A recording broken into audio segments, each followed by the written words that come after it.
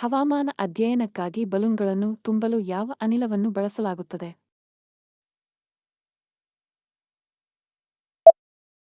Helium. ಕೇರಳದ ಅತಿ ದೊಡ್ಡ ಜಿಲ್ಲೆ ಯಾವುದು?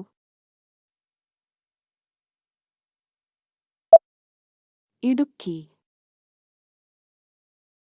ವಿಶ್ವದ ಮೊದಲ ಲಿಖಿತ ಸಂವಿಧಾನವನ್ನು ಅಳವಡಿಸಿಕೊಂಡ ದೇಶ ಯಾವುದು?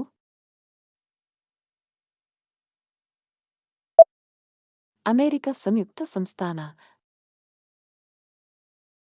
ಸಸ್ಯಗಳ ಹಸಿರು ಎಲೆಯಲ್ಲಿ ಯಾವ ಲೋಹ ಕಂಡುಬರುತ್ತದೆ?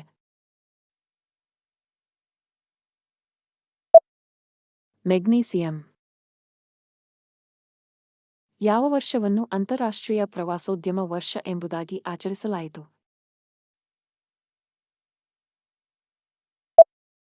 1967. ಭಾರತದ ರಾಷ್ಟ್ರೀಯ ಹಣ್ಣು ಯಾವುದು?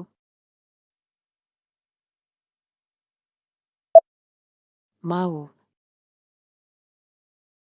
ಯಾವ ದೇಶವನ್ನು 1000 ಸರೋವರಗಳ ನಾಡು ಎಂಬುದಾಗಿ ಕರೆಯುತ್ತಾರೆ?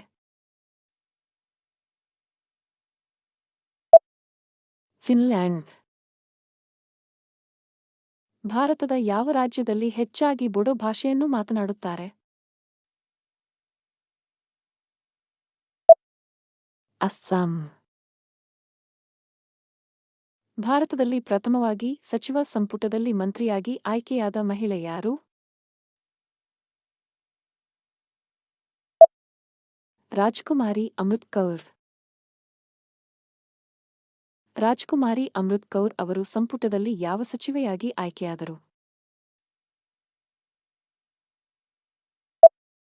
ಆರೋಗ್ಯ ಸಚಿವೆ.